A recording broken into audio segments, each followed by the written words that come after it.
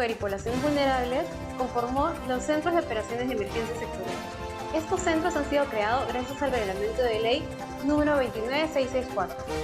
Este reglamento pone a disposición de todas las mujeres y de poblaciones vulnerables estos centros con la finalidad de que puedan ser ayudados en casos de emergencias y desastres. Asimismo, estos centros van a tener que administrar toda la información y poder compartirla con las entidades necesarias para que éstas tomen decisiones oportunas. Tras los asesinatos ocasionados a líderes indígenas, se pidió al Ministerio Público agilizar con las pesquisas. En lo que va de la pandemia, 7 dirigentes nativos han perdido la vida por defender a las comunidades y al medio ambiente.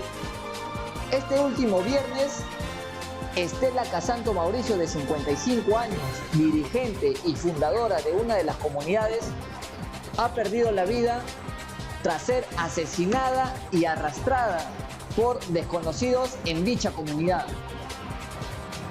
El caso viene siendo investigado por la Segunda Fiscalía Corporativa de Chanchamayo y la de Pincri de la Policía Nacional del Perú.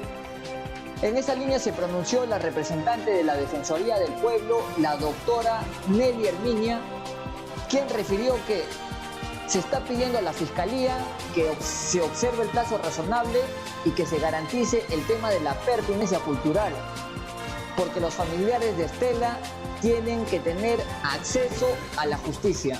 En el último trimestre, del total de personas que salían a buscar trabajo, el 14.5% no lo obtuvieron. Estas tasas de desempleo son sin duda alarmantes y han sido publicadas en INEI gracias a su último boletín semestral. Estas tasas han ido en aumento desde el inicio de la pandemia y es por ello que el Observatorio Laboral del Banco Iberoamericano de Desarrollo ha indicado que Perú ha sido uno de los países más afectados en su mercado laboral. Es por ello que el Ministerio de Trabajo y Promoción del Empleo pone a disposición el programa Trabaja Perú, un programa que creará 103.000 puestos de trabajo, tanto para jóvenes como adultos, desde los 18 a 64 años, y podrás acceder a ellos sin necesidad de tener experiencia. Las inscripciones estarán abiertas desde abril. ¿No te ha pasado que estás descansando, viendo tu serie favorita, después de un día muy agotador, y te llama tu jefe? Pues existe el derecho de desconexión digital, para que el trabajador haga uso real de su tiempo de descanso, el cual inicia al fin de la jornada laboral, incluyendo dominicales, vacaciones y licencias. Durante este tiempo, el trabajador no podrá hacer ningún tipo de coordinación laboral, ya sea vía WhatsApp, correos, videollamadas, llamadas o cualquier medio de comunicación. En el caso de trabajadores de dirección que no estén sujetos a fiscalización, y en el caso de trabajadores con contrato intermitente, podrán gozar de 12 horas continuas de desconexión digital, después de haber acumulado las 24 horas de trabajo.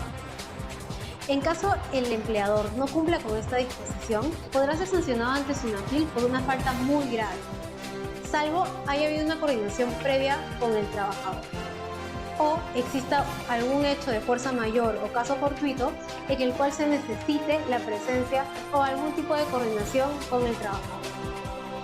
En estos dos casos, estas horas deberán ser compensadas o pagadas con un sobrecargo del 100%, es decir, que te podrán pagar el doble.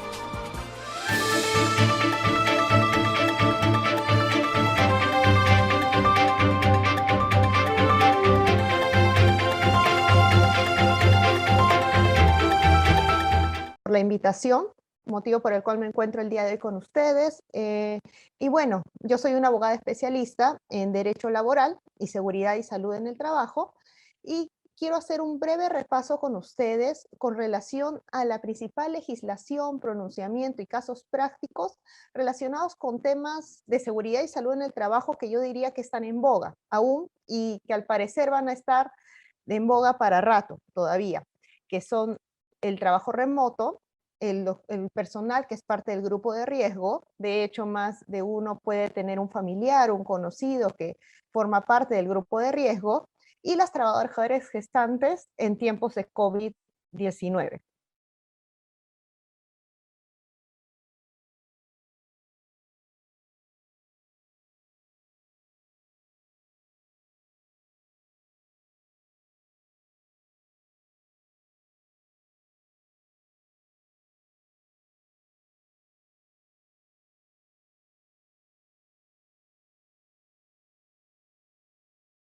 retorne o de repente por ahí tienen alguna duda, agradeceré que compartan sus preguntas. Denme un segundo.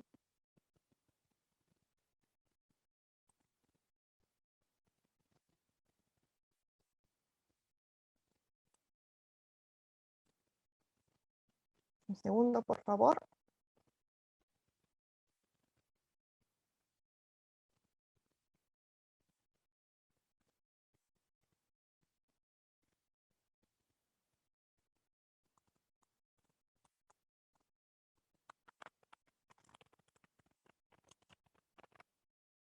Bueno, dicho esto, voy a continuar. Estaba coordinando un tema técnico y ahora sí. Bueno, la agenda para el día de hoy, como les comentaba, primero vamos a dar un repaso a la legislación en materia de seguridad y salud en el trabajo en lo correspondiente al trabajo remoto, luego al personal que forma parte del grupo de riesgo y finalmente a la protección de las trabajadoras gestantes. Y allí les quiero dar algunas indicaciones, algunos tips, porque esta legislación que vamos a repasar hoy día no está solamente vigente para el contexto del COVID, sino también para más adelante puede ser aplicable también. Entonces, vamos a dar inicio a lo que es el trabajo remoto. Como les indiqué, si tienen alguna duda, alguna inquietud o quieren que retorne sobre alguno de los puntos, agradeceré que me lo hagan saber a fin de poder absolver sus dudas o si quieren discutir sobre alguno de los puntos también que voy a tratar, estoy abierta a la discusión. Bueno, primero antes de entrar a lo que concierne la reunión, que eso es el trabajo remoto, perdón, ya, perdónenme, es el trabajo remoto, pero desde el punto de vista de las obligaciones que tiene tanto empleador como trabajador desde el punto de vista de la seguridad y salud en el trabajo, quiero comentarles qué es el trabajo remoto.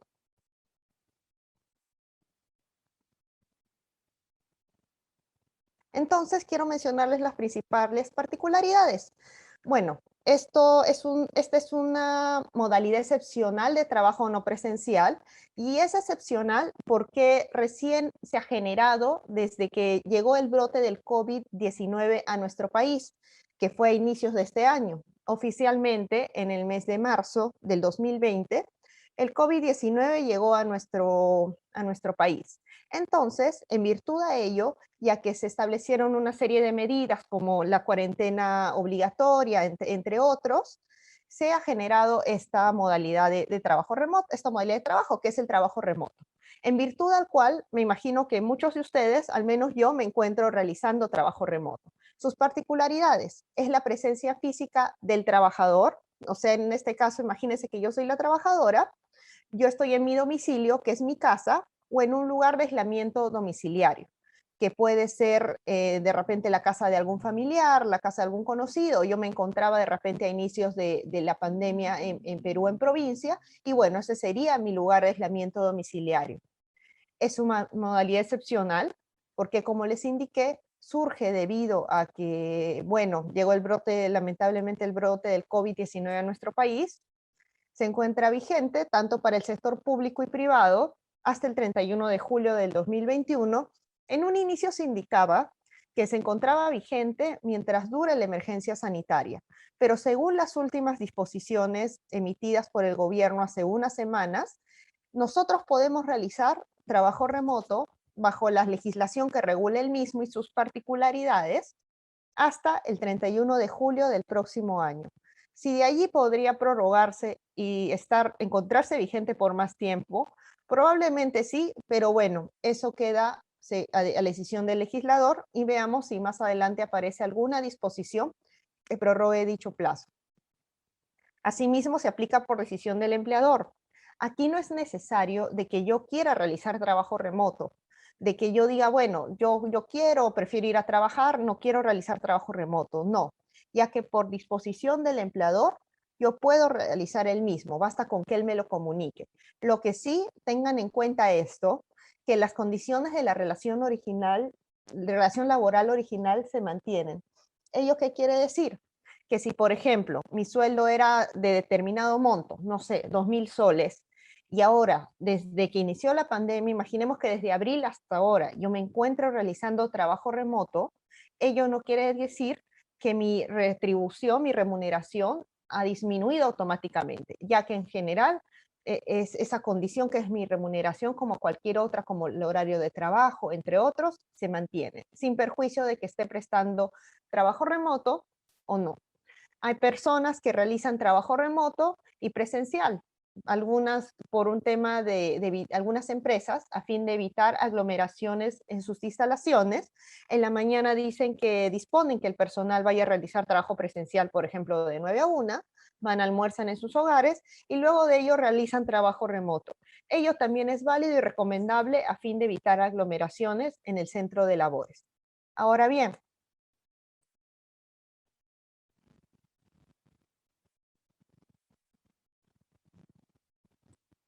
ahora bien, bueno, sobre las diferencias hay que tener bien claro que antes del trabajo remoto, que se encuentra vigente desde que inició esta emergencia sanitaria, ya había una modalidad parecida que se encontraba vigente, que es el teletrabajo, que es una modalidad no presencial, pero en este caso es por acuerdo de partes, y yo diría que las disposiciones que regulan esta modalidad de prestación de servicios son mucho más rígidas que el trabajo remoto. Aquí he puesto un cuadro a manera de referencia para que puedan diferenciar los principales aspectos de cada uno. Por ejemplo, en el teletrabajo, que hay una ley desde el año 2013, debo mencionar, y el reglamento se emitió en el año 2015. Bueno, en virtud de esta modalidad de trabajo, si bien en ambos casos es una modalidad no presencial, en el caso del teletrabajo es por acuerdo de partes. ¿Ello qué quiere decir? Que ya sea por una adenda, de repente al contrato de trabajo o por un convenio, se acordó esto. Mientras que en el trabajo remoto basta con que el empleador decida que se proceda con el mismo. Por otro lado, en el caso del teletrabajo, se formaliza a través de un acuerdo escrito. Como lo mencioné, es un acuerdo de partes, tiene que estar por escrito, no puede ser un acuerdo verbal, y puede ser el contrato de trabajo en sí mismo, de repente un convenio privado de modificación y ratificación de las condiciones laborales o una adenda al contrato de trabajo original. Mientras que en el trabajo remoto, como pueden ver, basta con una comunicación, con que cumplas con comunicar mediante un medio físico o digital al trabajador involucrado, ya se cumplió con la obligación. Como ven, es menos complicado, por decirlo así, es menos requisito de un acuerdo escrito. Acá basta con una comunicación formal. Asimismo, se otorga al trabajador una compensación por el uso de bienes o recursos en el teletrabajo.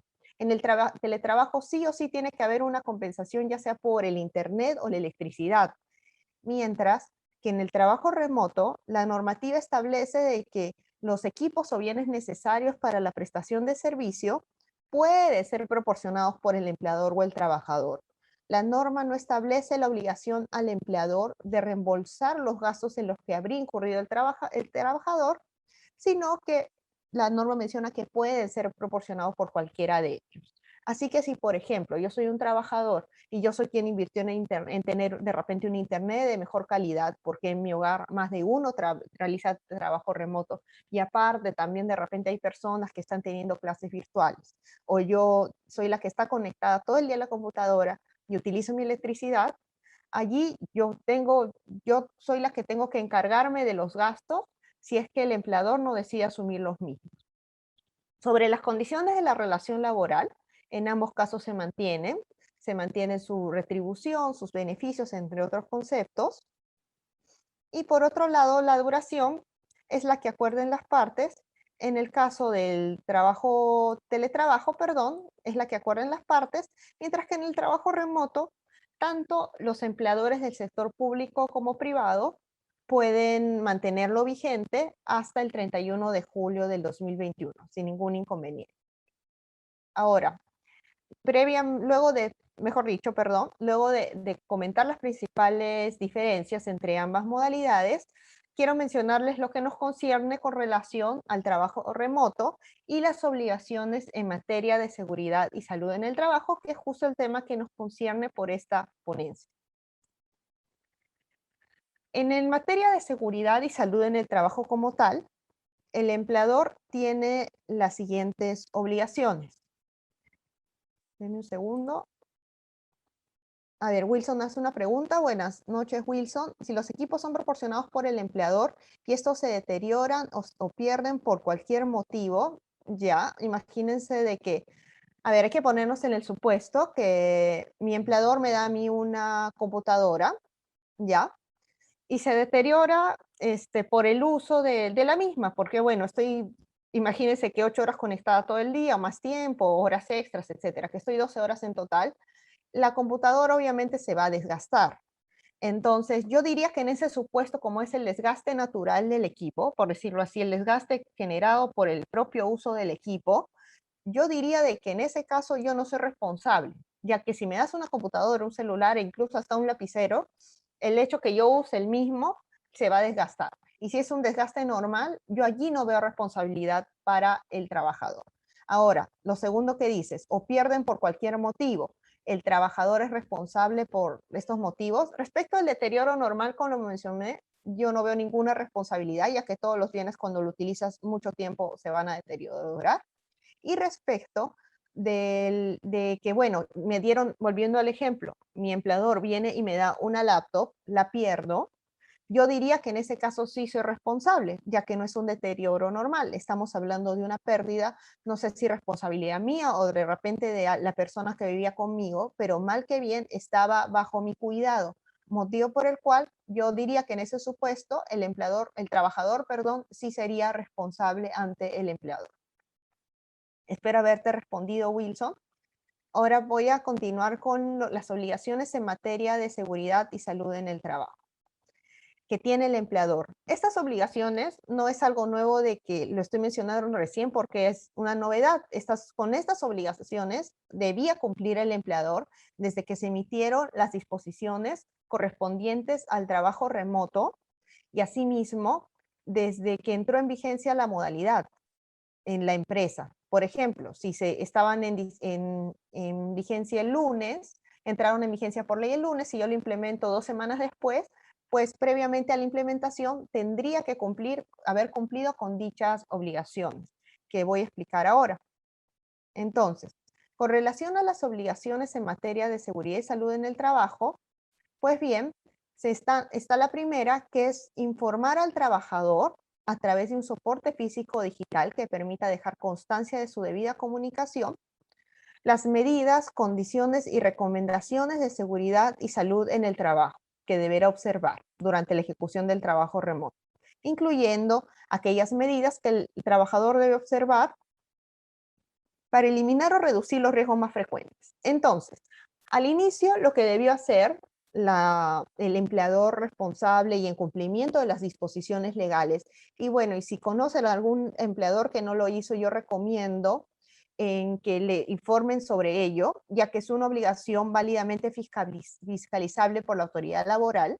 Lo que debía hacer el empleador es informarme a mí como trabajadora. Imagínense que yo soy la trabajadora a través de un soporte físico, de repente una hoja bajo cargo, donde me hace firmar el cargo de entrega o digital.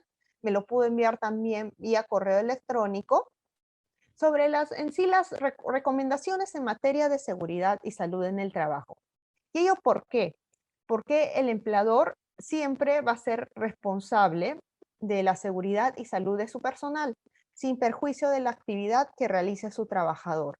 En el caso concreto, está realizando trabajo remoto, motivo por el cual los riesgos que se encuentran dentro del centro de labores son distintos a los que están en tu casa.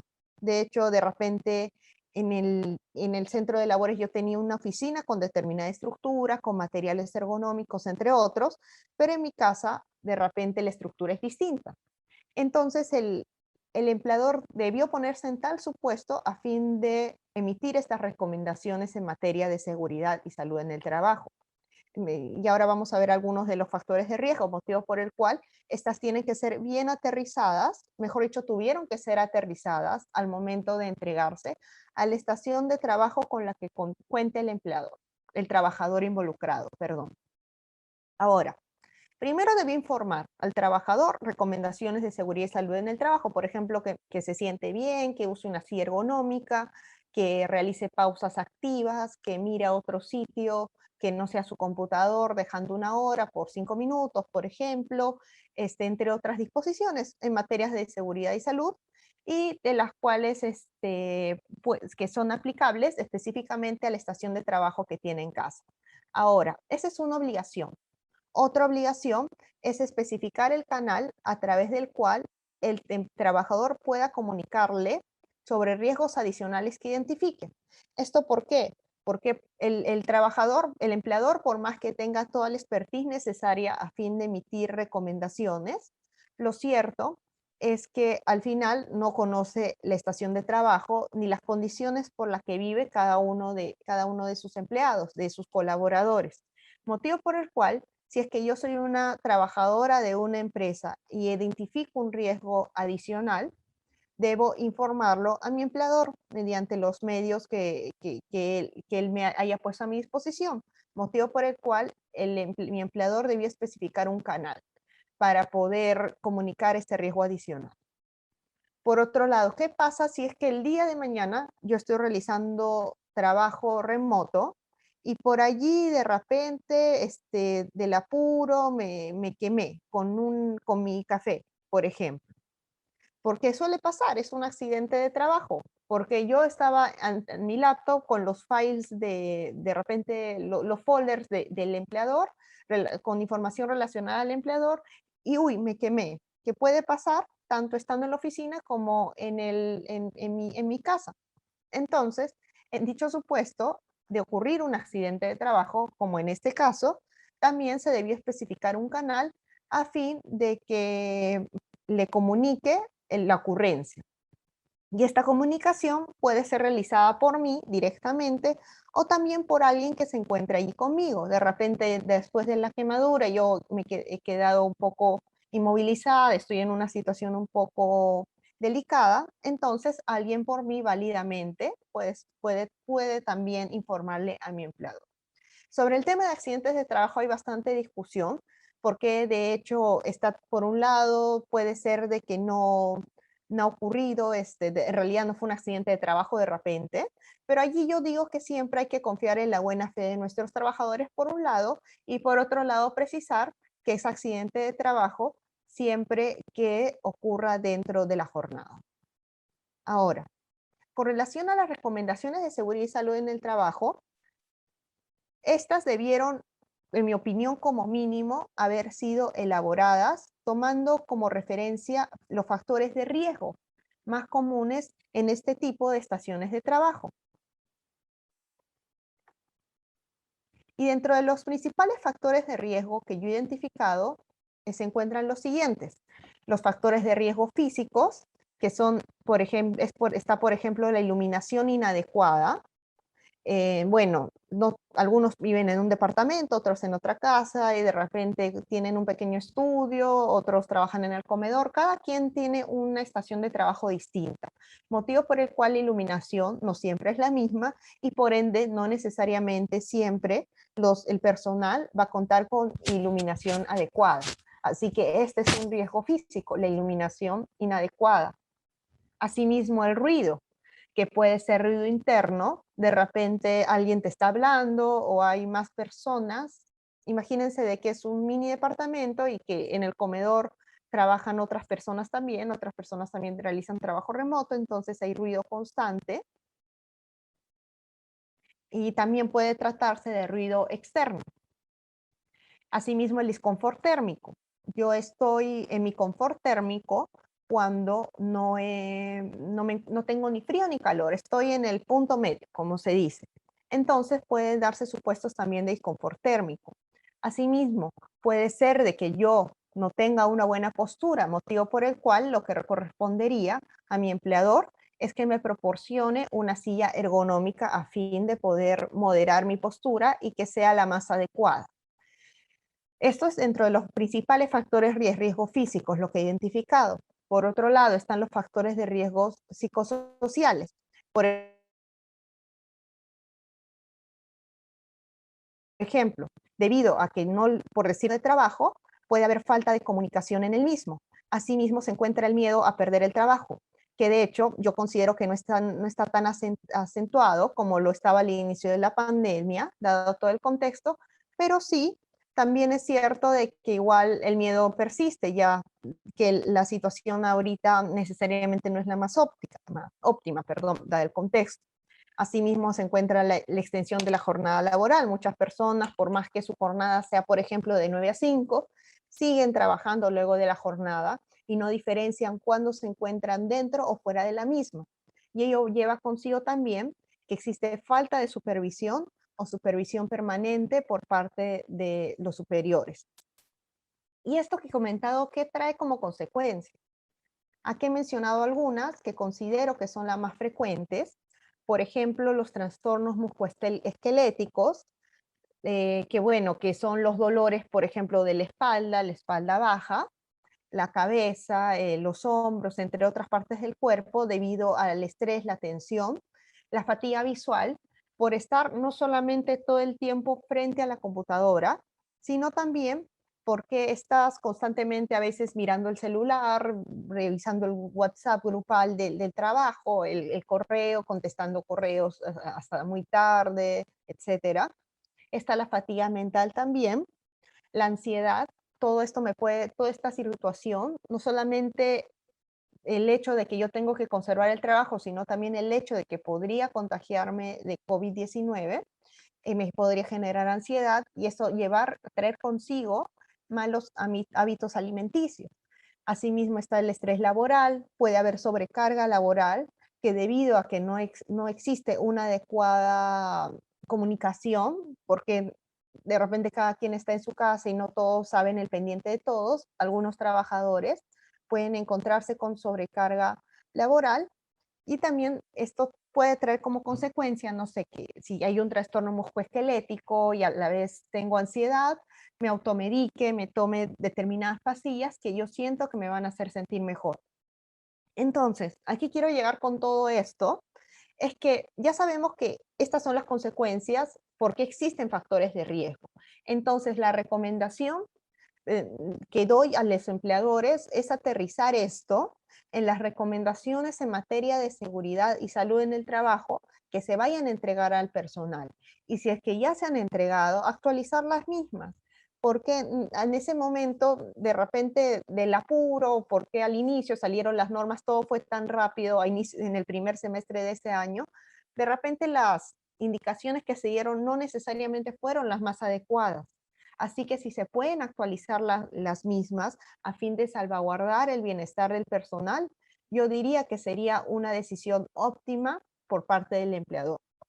Y si eres trabajador, yo diría de que, bueno, si es que consideras que las recomendaciones que te dieron no fueron las más adecuadas, por allí puedas comentarlo con tu empleador. Y además yo te recomendaría realizar pausas activas, y bueno, y en todo tiempo tú mismo respetar tu jornada. Y con relación a la jornada, quiero mencionarles que por primera vez en Perú se ha regulado un derecho, que ahora lo vamos a ver, que es el derecho a la desconexión digital. Ha salido publicado hace unas semanas un decreto de urgencia que regula el mismo y de esta manera regula este derecho por primera vez en nuestra legislación. ¿Y en qué consiste este derecho a la desconexión digital? Pues es el derecho a desconectarse de los medios informáticos, de telecomunicaciones y análogos utilizados para la prestación de servicios durante los días de descanso, licencia y periodos de suspensión de la relación laboral, así como fuera de la jornada máxima. En otras palabras, es el derecho que yo tengo a desconectarme fuera de mi jornada. Si yo tengo una jornada, volviendo a mi ejemplo, de 9 a 5 de la tarde, antes de ello y luego de ella, yo no tengo por qué estar mirando el celular, por qué estar contestando mensajes, por qué estar conectada en la computadora todo el día. Y esto no funciona así. Y este derecho resguarda mi derecho, valga la redundancia, a la desconexión digital. Por ende, tu empleador no podría exigirte la realización de tareas o coordinaciones de carácter laboral durante el tiempo de desconexión digital. Esto es muy importante, porque si en caso de igual no respetan ni el empleador ni el trabajador este derecho, pueden acarrear a corto, mediano o largo plazo las consecuencias más frecuentes que expliqué en la diapositiva anterior. Ahora bien, en el caso de los trabajadores no comprendidos en la jornada máxima de trabajo, el tiempo de desconexión debe ser de al menos 12 horas continuas en un periodo de 24 horas, además de los días de descanso, licencia y periodos de suspensión.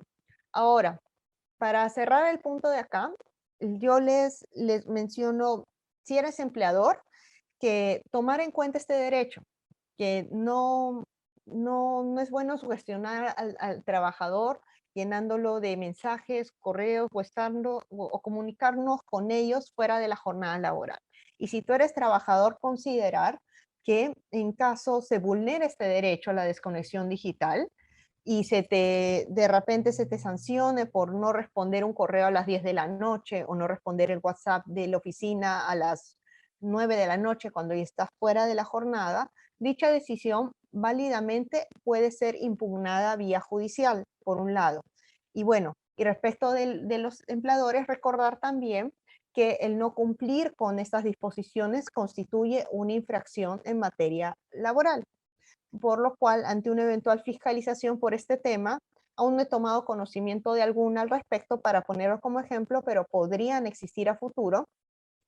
De haberse vulnerado estas disposiciones, válidamente la autoridad laboral podría imponer una multa al empleador en virtud al número de trabajadores afectados. Esto es lo que concierne al trabajo remoto. He querido rápidamente mencionarles prácticamente las diferencias con el teletrabajo, asimismo las obligaciones en materia de seguridad y salud, los principales riesgos, las consecuencias y sobre todo el derecho a la desconexión digital, que es algo nuevo para nosotros. Aún no existen disposiciones adicionales al respecto, pero lo cierto es que existe este derecho y hay que respetar. Dicho esto, voy a pasar al segundo punto, en el que voy a comentar sobre el personal que forma parte del grupo de riesgo. Grupo de riesgo. El personal que forma parte del grupo de riesgo, que de hecho es una definición que me imagino que también la han escuchado más de una vez, que bueno, en pocas palabras es el personal que tiene más de 65 años y tiene algún tipo de comorbilidad. Ahora, ¿cómo se procede con relación a dicho personal? Sin perjuicio de las disposiciones en materia de seguridad y salud en el trabajo, debo indicar que este personal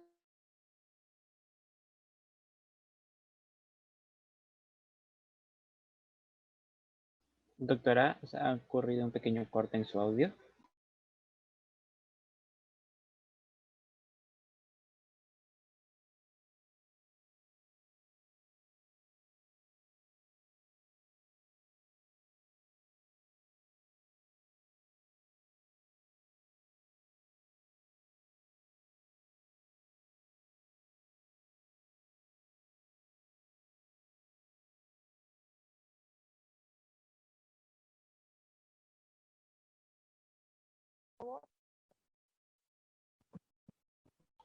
Doctora, sí, parece que ha tenido un pequeño bajón de internet. Se dejó de compartir el material. ¿Podría compartirlo nuevamente, por favor? ya, pero sí se puede, ¿no? Sí, compártalo, no se preocupe. Ya está. Listo, listo. Por favor, retomar donde inició en esta diapositiva. Sí, avísame otra vez, Julio, si pasa algo, por favor. Sí, doctora. Ya, ok. Volviendo al grupo de riesgo, entonces, bueno, este personal que forma parte, disculpen por los temas técnicos más bien, bueno, el personal que forma parte del grupo de riesgo es en realidad aquellas personas de 65 años para arriba o que tienen alguna comorbilidad. Al respecto, las disposiciones mencionan que se debe priorizar y aplicar el trabajo remoto. Ahora bien, cuando la naturaleza de las labores no sea compatible con el empleador debe otorgar una licencia con goce de haber sujeta a compensación posterior. Bueno, ahora respecto de este personal, han habido como 5 o 6 definiciones distintas, ha variado la definición a través del tiempo y he puesto acá la última definición en virtud de lo establecido con la recientemente publicada Resolución Ministerial 972-2020 MINSA y una fe de ratas que también ha sido publicada hace poco. Esta es la última definición, la que ven acá. He puesto hipertensión arterial refractaria en rojo porque es la última implementación que hizo la fe de ratas a esta resolución ministerial. Y también lo de abajo es lo de rojo, he puesto la última modificación. A ver, yo he querido poner acá la última definición y de rojo las últimas modificaciones que se han realizado al respecto. Ahora, hasta acá tenemos que el personal que realiza trabajo remoto no debería prestar servicios. Mejor dicho, el personal que es parte del grupo de riesgo y no puede realizar trabajo remoto no debería prestar servicios, en teoría. Pero ha salido luego unas disposiciones con relación a ello. Y acá lo ven. En realidad sí podrían prestar servicios eventualmente si es que suscriben una declaración jurada de asunción de responsabilidad voluntaria. Ahora, ¿cómo funciona ello? En primer lugar, estas personas, en caso deseen voluntariamente concurrir a trabajar, ello que resalto voluntariamente porque bajo ningún contexto se debe ejercer algún tipo de coacción para la firma de este documento. En caso yo desee concurrir a trabajar o prestar servicios en las actividades, de repente a la actividad de la empresa, debo suscribir una declaración jurada. Entonces hasta allí yo entiendo ya. Si es que a mí no me coaccionaron y yo voluntariamente quiero ir a trabajar, pues puedo hacerlo, pese a que de repente tenga alguna comorbilidad de las mencionadas, siempre y cuando suscribo una declaración jurada de asunción de responsabilidad voluntaria. Entonces, hasta ahí yo entiendo que con ello debería funcionar. Pero esta disposición luego fue complementada, por decirlo así, con otras disposiciones que dispusieron, valga la redundancia, cómo funcionaría esta figura.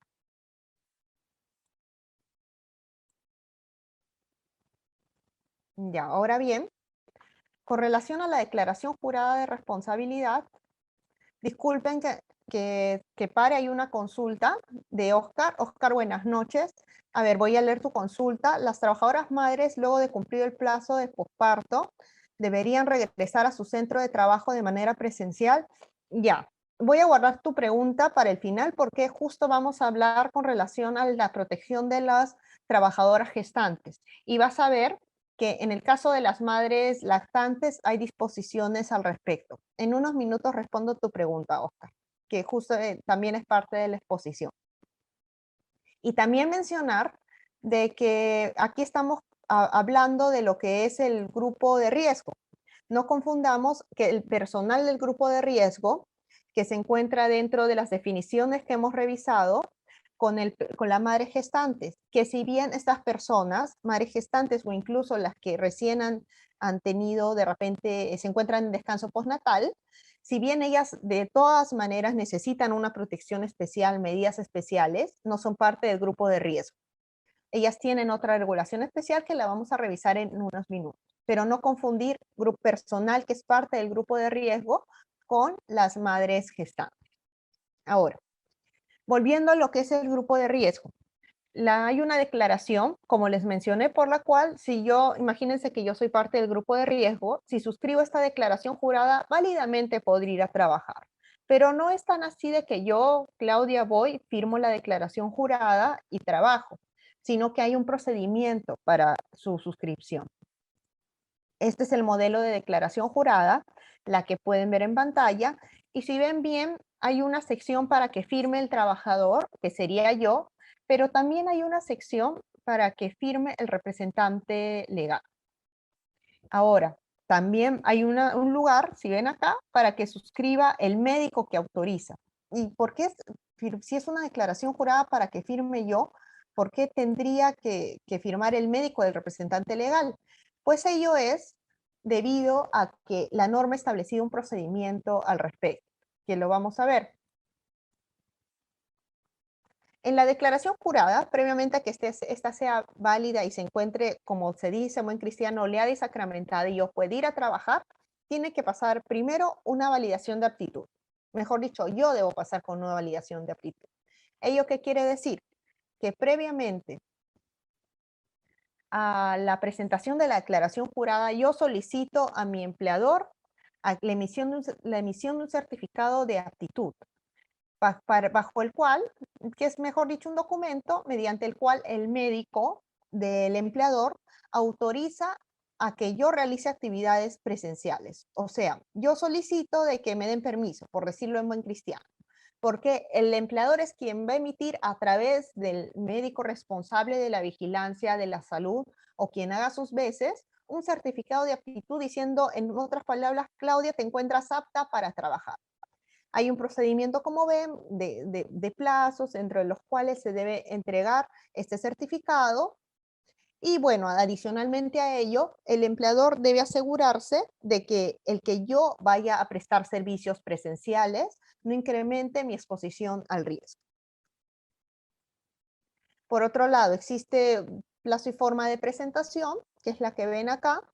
Y bueno, de que debe estar firmado, de que el empleador devuelve al trabajador la declaración jurada con la firma del representante legal y del médico responsable de la vigilancia de la salud. Y finalmente se hace uso de las tecnologías de la información para realizar este trámite. Ahí quiero parar un rato para decirles que al final, hasta acá lo que he detectado, como pueden ver, es que el médico es quien me da el certificado de aptitud y ello va a ir de la mano con uno de los puntos que voy a comentar al final, que les pido recordar. Bueno, según la reciente resolución ministerial 972-2020 MINSA, bueno, respecto de aquellos trabajadores de riesgo que tengan alto o muy alto riesgo de exposición, según las definiciones que se encuentran en esta resolución ministerial, los trabajadores con algún factor de riesgo, cuyas labores sean de alto o muy alto riesgo de exposición, que soliciten regresar o reincorporarse, deben pasar por una evaluación individualizada por el médico ocupacional. Entonces, en virtud de esta disposición, entendería que adicionalmente al certificado de aptitud, este personal debería pasar por una evaluación individualizada más rigurosa de la que posiblemente se realice al personal que es parte del grupo de riesgo y al cual de alguna manera se le autoriza a prestar servicios presenciales en el centro de labores del empleador. Ahora, esto es lo más importante y acá quiero llamar la atención y que lo noten bien porque sin perjuicio de que existe un procedimiento para la validación de la aptitud y que, bueno, yo firmé la declaración jurada por si acaso yo solicité ir. Acá, ojo, el que yo sea parte del grupo de riesgo, perdón, y que yo solicite realizar labores presenciales, ello no implica que el empleador esté obligado a darme, por decirlo así, el permiso. Y ahora, y esto lo considero importante mencionar, ¿por qué? Porque estas disposiciones también incluyen un artículo que habla de la responsabilidad del empleador. ¿Y qué dice ese artículo? Pues lo vemos acá, lo he agregado en esta lámina, y menciona lo siguiente. Sin perjuicio de la suscripción por parte del trabajador de la declaración jurada, el empleador mantiene la plena responsabilidad por la gestión de la seguridad y salud en el trabajo y por el cabal cumplimiento de sus obligaciones en el marco de la Ley de Seguridad y Salud en el Trabajo y demás disposiciones. ¿Y qué entendería con ello y qué podría pasar? Pongámonos en el supuesto de que yo soy la trabajadora que es parte del grupo de riesgo y bueno, formalmente pido regresar, me emiten el certificado de aptitud, se suscribe la declaración jurada, formalmente todo está genial, perfecto, y cumplí con todos los requisitos para realizar labores presenciales. Ahora, realicé las labores presenciales. El tema acá es que imagínense de que todo estaba bien hasta que de un momento a otro me enfermé y me cayó bien mal a mí por mi comorbilidad y bueno, pasó a mayores. De repente estuve internada un buen tiempo, entubada y fue una situación desastrosa para mí, ¿ok? Entonces, ante dicho supuesto, ¿qué podría pasar? Ahorita, de todas maneras, a nivel judicial en Perú no hay pronunciamiento, si es que existen demandas al respecto, pero sí existen demandas en otros pronunciamientos, perdón, de otros países donde de alguna manera reconocen responsabilidad al empleador. Entonces, en este supuesto, y más aún cuando la norma expresamente dice, sin perjuicio de que se suscriba la declaración jurada, el empleador mantiene la plena responsabilidad, debo indicar que posiblemente el empleador podría ser responsable en caso yo me llegase a enfermar y esto pasara a mayores. Como les indiqué, aún no hay pronunciamientos al respecto como para ponerlo de ejemplo, porque de hecho si es que han habido demandas, recién deben estar en etapa de audiencia de conciliación o de admisión de las mismas, pero posiblemente existan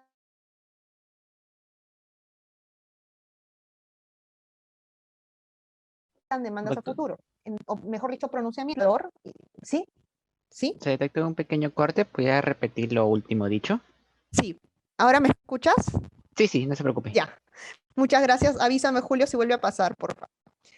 Ya, lo que quiero decirles, y disculpen a los participantes por los temas técnicos, es que si es que, por ejemplo, acá lo que les quiero decir a todos, si es que son empleadores o son parte del personal de recursos humanos o de repente del área de seguridad y salud en el trabajo, etcétera, lo que les pido, lo que les quiero pedir es que antes de que se autorice, sin perjuicio de que se cumpla formalmente con todos los pasos para que alguien que sea parte del grupo de riesgo acuda a prestar servicios presenciales, sin perjuicio de ello, yo diría que en la medida de lo posible que realicen trabajo remoto, porque si eventualmente el día de mañana se genera una contingencia, por allí podría acarrear algún tipo de responsabilidad en contra del empleador.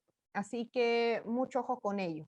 Y cuando digo responsabilidad, puede ser desde administrativa, que son las multas que puede imponer la autoridad laboral, si es que se verifique que se ha incurrido en una infracción.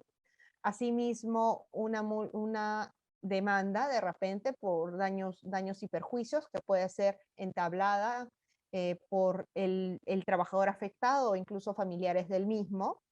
Y en el peor de los casos puede incurrir en responsabilidad penal. Así que mucho ojo con ello. Si es que van a autorizar a alguien con alguna comorbilidad o mayor de 65 años y en general alguien cuya salud no sea la más óptima necesariamente.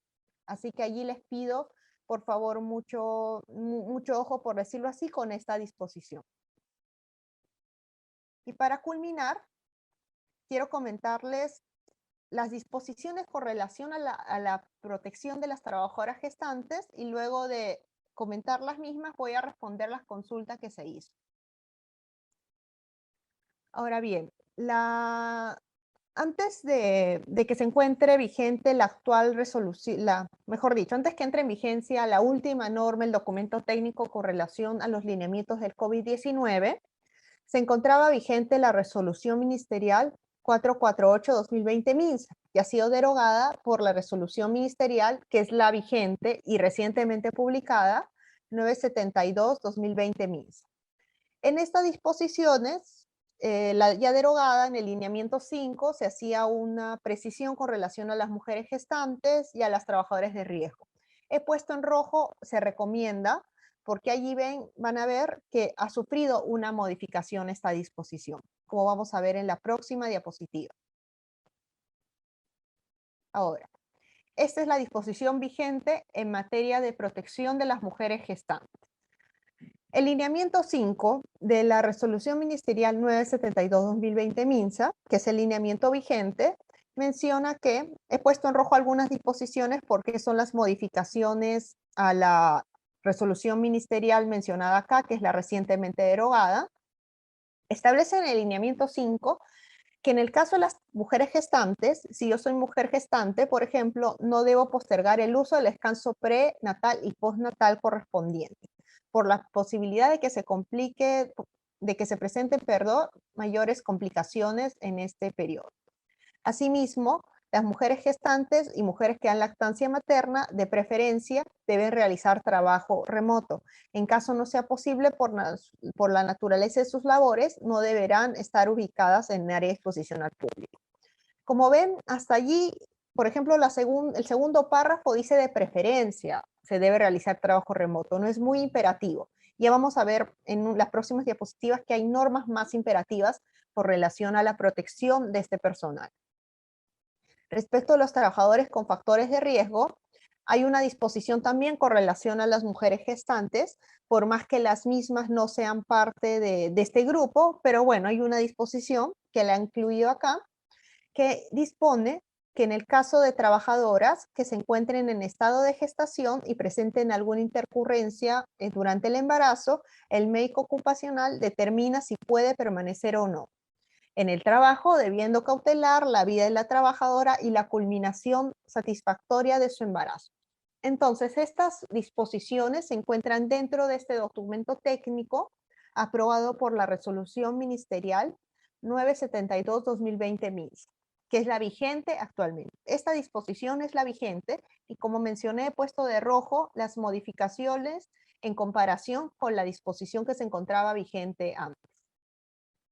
También quiero mencionar que previamente a que inicie el brote del COVID en nuestro país y en general que se emitan estas disposiciones que hemos discutido, ya existía una normativa que protege a las madres gestantes. Y mucho ojo con esto, a casi los 5 sentidos, porque esta norma, de que ya se encontraba vigente antes, va a estar vigente, al menos yo juraría que no va a ser derogada, luego del brote del COVID-19, si es que, bueno, seamos positivos, esto va a pasar.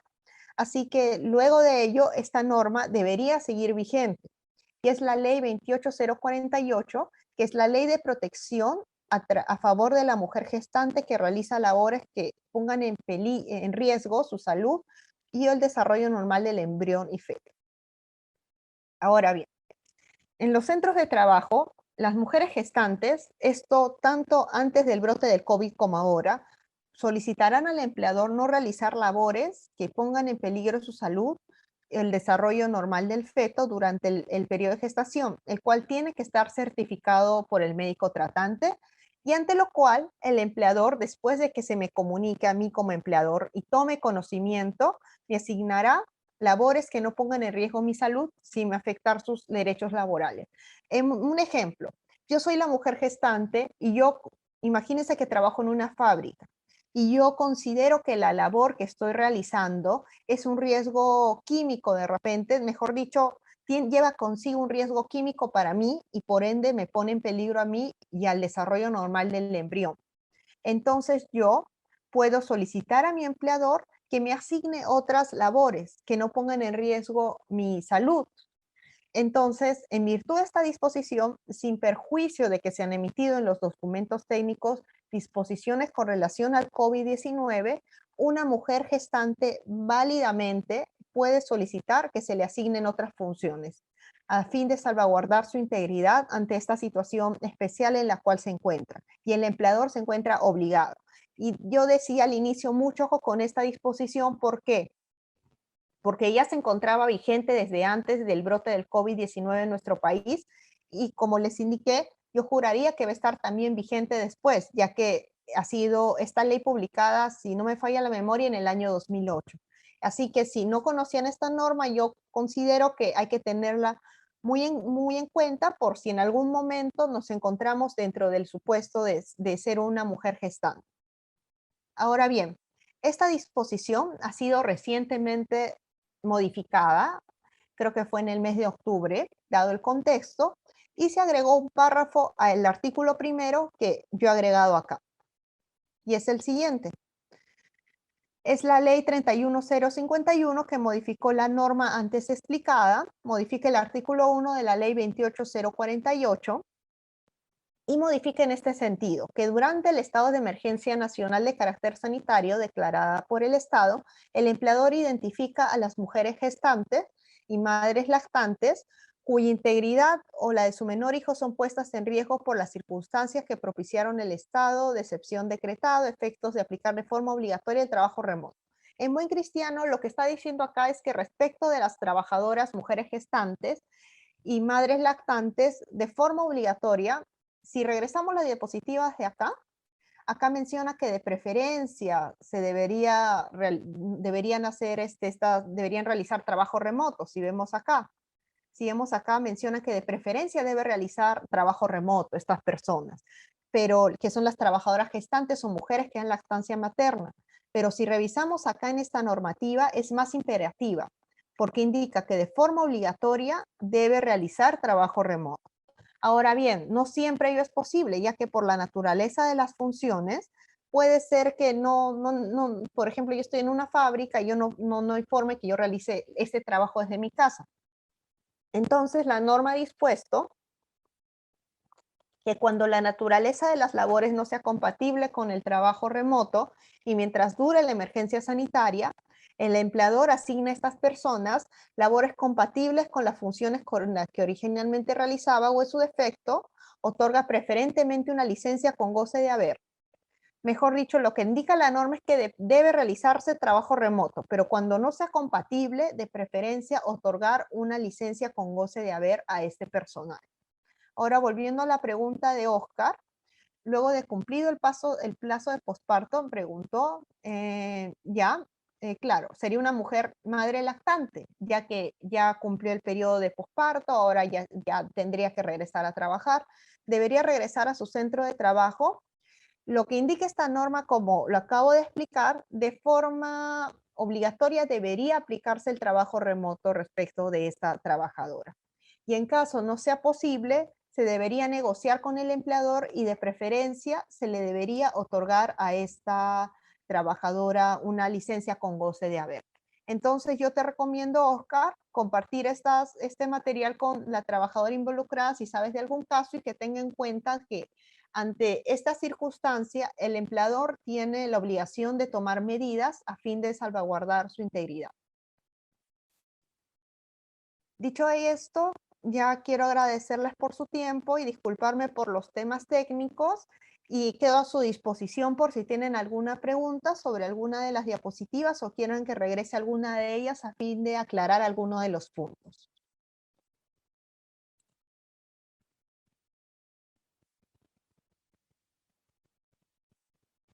Muchas gracias, doctora. En este momento no contamos con preguntas en espera. No sé si algún alumno va a formular alguna pregunta, si no, para finalizar con este evento.